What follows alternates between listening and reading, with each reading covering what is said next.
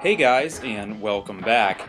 Today we're going to be taking a look at Rival Turf, which was released by Jaleco for the Super NES in 1992. Rival Turf is known as Rushing Beat in Japan and is the first part in a 3-game series, although all 3 games were released here in the West under different names. The 3 games are known as Rival Turf, Brawl Brothers, and the Peacekeepers here in the US. It's your pretty run-of-the-mill beat-em-up action game, and there really isn't much of a storyline to get into. The idea is basically just to beat up a bunch of dudes over and over again. There are 2 selectable characters in Rival Turf. The first would be Jack Flack, who, according to the manual, is a 26-year-old police detective that works for the LAPD, who loves the backdrop and jump-kicking bad guys in the face. He also has the most useless-looking jump kick of all time. I mean, he's jumping and kicking straight up. What is that even supposed to hit? Just when you think that they couldn't come up with a dumber name for a character, we're then treated to the other playable guy, Uzi Nelson. Uzi is apparently the head of the police force and holds a fondness for pro wrestling style moves and horrible orange uniforms. It doesn't really matter who you pick since both characters are pretty balanced overall, and you'll spend the majority of the game just throwing guys into other guys.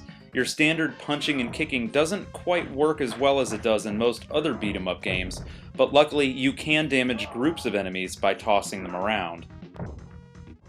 The problem with Rival Turf is its god-awful hit detection and physics, which is a shame since otherwise it's a pretty decent game. Most of the time, your attacks will miss even when you're on the same plane as your enemy, and it becomes extremely inconsistent as far as attacking goes.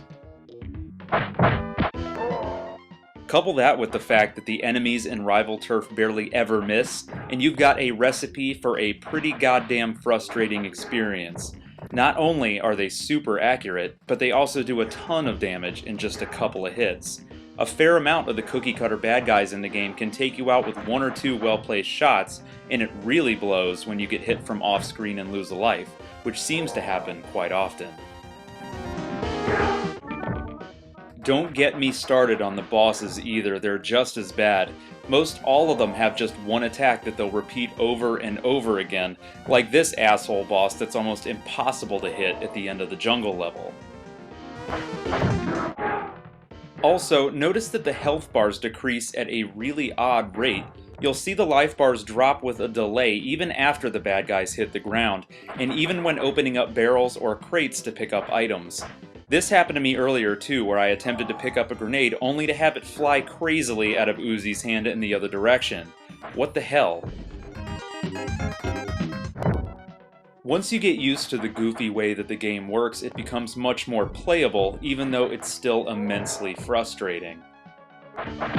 There aren't any selectable difficulty settings or codes to add any extra lives or continues, and when you're playing co-op, you'll have to play apprehensively since both characters will end up sharing the few continues that you're given. You have to at least give Rival Turf credit for having the option to play co-op with a friend, something that even Final Fight on the Super NES was missing at the time, and in my opinion, was completely inexcusable. There's also an angry mode option where the player will turn invincible after taking a certain amount of damage. It really doesn't do too much to change up the gameplay, and as nice as it may be to include the option, it still feels tacked on.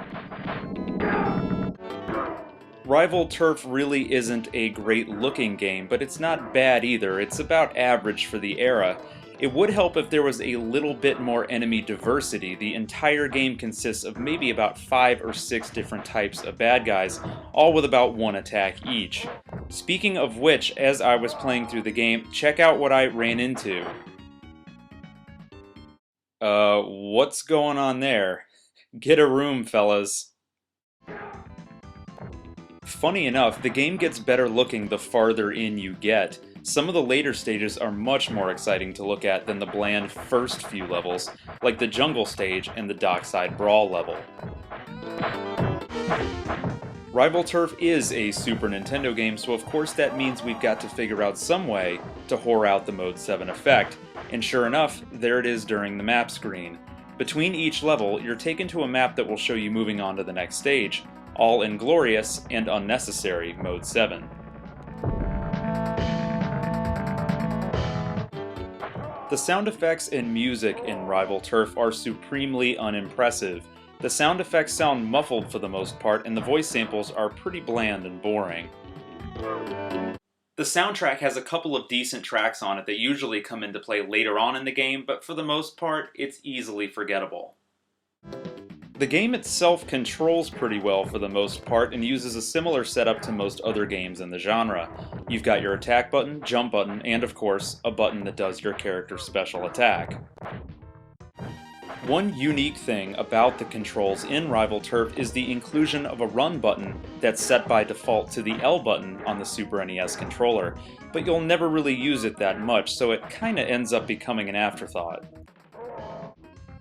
Rival Turf isn't a horrible game, it's just kind of awkward to get through due to its hit detection issues. Other than that, it's not a bad beat 'em up for the Super NES, and I still like it more than the other two games in the series.